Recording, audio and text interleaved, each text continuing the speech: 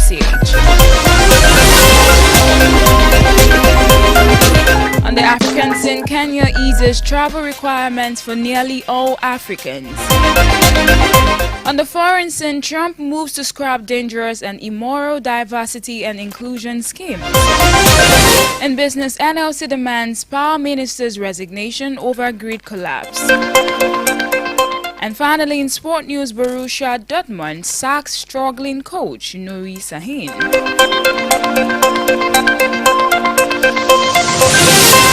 Welcome once again to the news. I am Timi Tokwe Dada. Now the news in detail. Hundreds of protesters, majorly students from the University of Ibadan, Oyo State, have staged a peaceful protest against the 82-day power outage at the University College Hospital, UCH, Ibadan. The teaching hospital has been experiencing a power outage for the past year due to debts owed to the Ibadan Electricity Distribution Company, IBEDC. IBEDC cut off the power supply to the hospital in March 2024 due to unpaid electricity bills. The persistent power outage has caused unbearable devastation and many deaths due to lack of good medical care.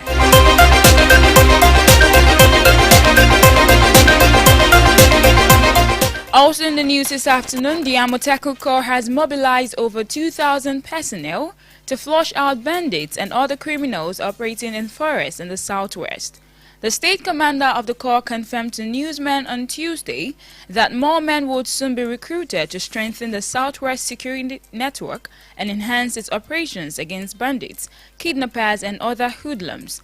The targeted operation follows reports of increased kidnapping incidents and other illicit activities by bandits from the Sahel countries. The commanders of Amotekun across the southwest states spoke on the desire to have their personnel equipped with sophisticated arms to deal with banditry and other forms of criminality.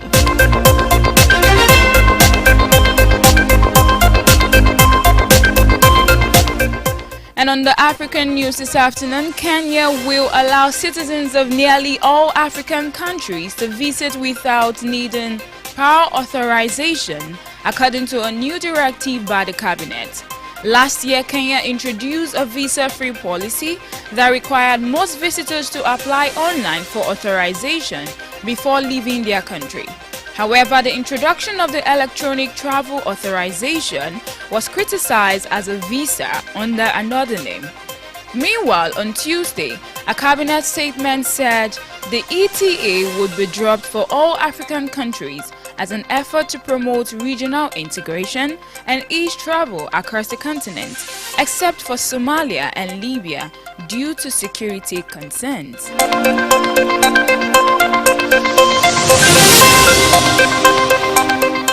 Moving on to the foreign scene now, Donald Trump is issuing an executive order calling for an end to dangerous, demeaning and immoral diversity, equity and inclusion schemes. In a follow-up government memo, federal agencies are told to put staff overseeing such roles on paid leave today. Recall that after his inauguration on Monday, the president signed a flurry of executive actions. Meanwhile, Trump has also been defending his decision to pardon nearly 1,600 supporters charged in connection with the U.S. Capitol riot in 2021, saying their lives have been ruined. Speaking at a conference on the first full day of his presidency, Trump also said he was considering imposing a 10% tariff on imports Chinese-made products as soon as next week.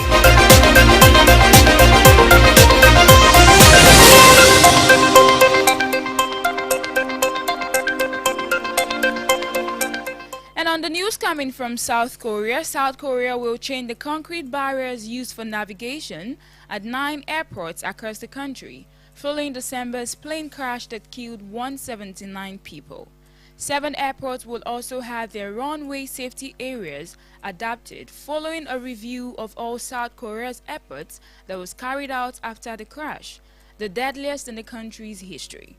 Meanwhile, South Korea's transport ministry explained that the concrete structure holds a navigation system that assists aircraft landings, known as a localizer, and that it can also be found in other airports in the country and even overseas.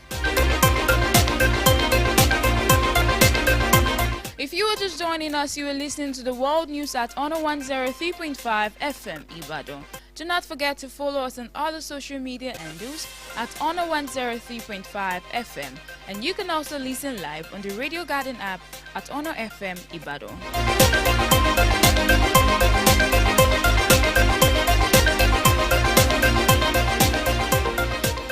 And now to the business report. The Nigerian Labour Congress has called for the resignation of the Minister of Power, Adebayo Adelabu, over the repeated collapse of the national power grid.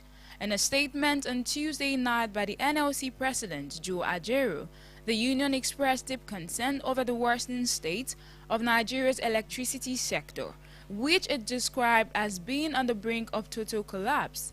Ajaero also criticized the minister over the proposed allocation of 8 billion naira in the 2025 budget for sensitization of Nigerians on the need to pay electricity bills, accusing the Ministry of Power of prioritizing frivolous projects over critical infrastructure. The NLC president called on the federal government to urgently reinvigorate the electricity sector to avert total collapse.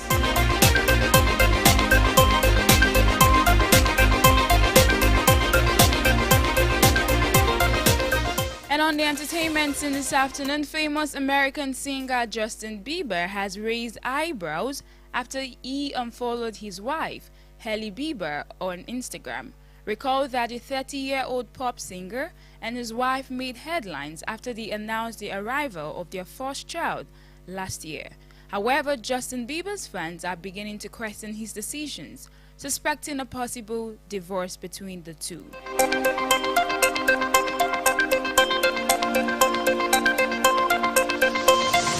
Finally, in sport news, Borussia Dortmund have fired struggling head coach Nuri Sahin after Tuesday's 2-1 Champions League loss at Bologna.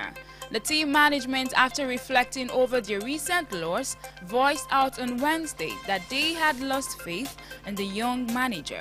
Although finalists in the competition last season, unfortunately, Tuesday's Champions League loss was the fourth in a row for Dortmund in all competitions.